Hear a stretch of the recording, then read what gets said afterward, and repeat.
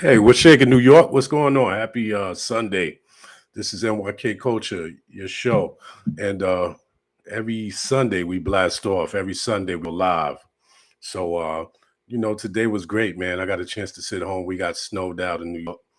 Big storm. You know how that was, about 12 inches. I got hit. I'm out here in Queens. So yeah, Long Island got smacked pretty good. It was about 12 inches. So yeah, I just want to kick the show off. It was a great NFL Sunday, championship Sunday. So, as you know, it's going to be the Cincinnati Bengals and it's going to be the Los Angeles Rams, my crew. I'm rolling with them. And, it's going to be in their home. So this is going to be good. Good for the league, man. I almost thought it wasn't going to go down because Sean McVay, he called a crazy call, and I was just wondering. I thought that was going to lose the game, but uh, it was a lot of crazy stuff also by San Fran, like going for it on fourth down on the goal line. They could have got some points on the board, but decisions. So yeah, I didn't like that third down play that Sean McVay ran in the fourth quarter. It was a screen when they were playing so great, man, and they were passing the ball. And Cooper Cup, man, what can you say about him? I mean, he broke a record. I think what is it, 12, and he broke Michael Irvin, the great Michael Irvin. Let me say that Michael Irvin's record of about 1,200-yard games in a row. All right. So, yeah, Cincinnati, Burrow, he had a great game. I think he's the only quarterback to win a national championship in college and be a number one pick. And in 2 years, go to the Super Bowl. Wow. Big up. I know Boomer's happy. So I see Boomer, the LI native. He's going crazy. But yeah, good for them, man. And, so the Chiefs, I mean, oh, man.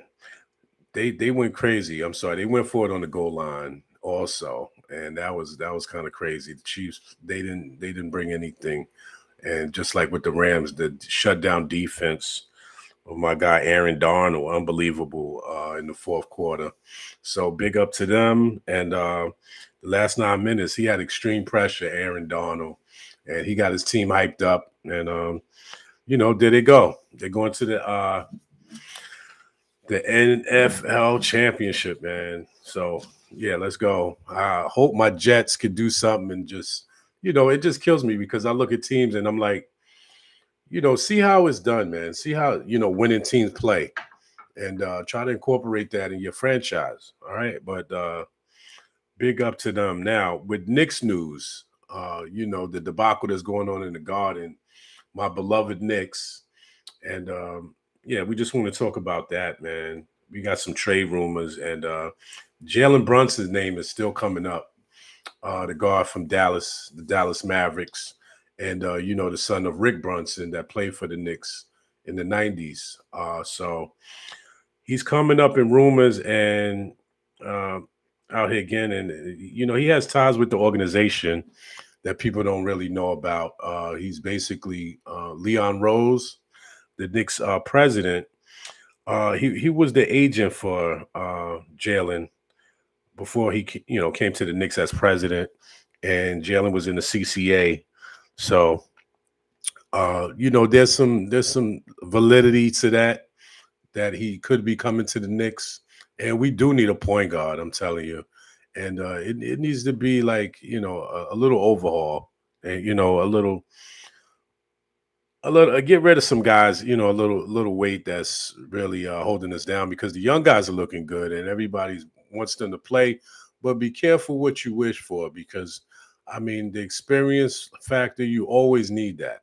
So basically, his father, Rick, was Leon Rose's first client, and which he still has a close relationship to today. So the odds are in the favor for Jalen to come to us. So uh, plus he's a good scorer, and he's a good scoring point guard, and that's what the league is now.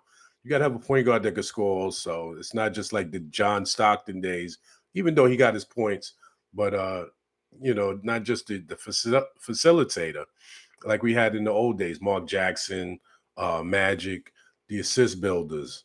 You got to be able to score also because defenses are more advanced now and they're keying in on certain players and taking players out of the game. Perfect example, Randall. They're doubling, tripling him, frustrating him. So this is how the league is going now. So basically, what we want to do is, try to build our team up and try to get a little better with the guys we have. We have to get some subtraction to get these players to some playing time that are on the bench. Like my man Quentin Grimes, he needs more time. So a source from ESPN also said that the Knicks are open to move Alec Burks, and Kemba Walker and Evan Fournier. Now, Alec Burks, he's a veteran. He's great, but it seemed like he had a high, and he's kind of, not playing great like he was last year. I don't know what's going on with the chemistry now this year, but yeah, it's a whole different situation, and this would give Cam Reddish, more playing time, which is, he's only played 15 minutes since he's been here the last 2 weeks, which is, really crazy. And as far as Kimber Walker, he's not the same Kimber Walker that he was, and I don't know if the system fits him, or just is it Thibodeau's coaching? You know, I don't know what it is as far as that, but there's some kind of dissension a little bit in the locker room. I'm not sure if that's going on, but it's just an observation that I'm looking at. And there's a source also saying that Julius Randle, for the right price, he could, definitely be had. So, and I think, just to part ways on a good note, I mean, they're both frustrated. Julius is, going after the refs. He's not being a good teammate in certain points, but uh, I mean, I just think this is something that, could be solved with a couple of moves. And we have to February 10th. So it looks like the Knicks are going to try to make a move. And, I look at the great teams like Boston. You had the big three there. You had the hardworking players like Larry Bird, the Chief. And, where are those players like McHale, Ainge? They had a tough crew. And then they had to pass it on. And then you had the Lakers with the flashy Showtime with Magic Johnson. Magic was my favorite, just to be. That's the era I grew up on, Magic and Bird, and they really excelled the NBA to another level. So, it's just like, look at what these teams did. I mean, even the great Knicks teams, you had DeBusschere, you had Earl the Pearl, you had Bradley. Uh, you know, I mean, you have to have a solid foundation when you have a team. And it's like, what is our identity this year? What are we trying to, improve on? It seems like we have every position, but it's just not gelling the way it's supposed to. And then, you had the Detroit Pistons after that, the great defensive team, the team that always stopped Michael Jordan. And then Michael Jordan had to overcome them. And then you have Michael Jordan with his dynasty. So, after that, Golden State, Miami, if you want to put them, I always think those teams, they had like that was the free agency era where everybody just go where they wanted to go. And, you know, so, I mean, I want to shout out my boy Green Lord, this session, and Ray. Shout out Dell. What's up? Let's shout out Sha, Sam I Am, and Mary Sweetness. All right.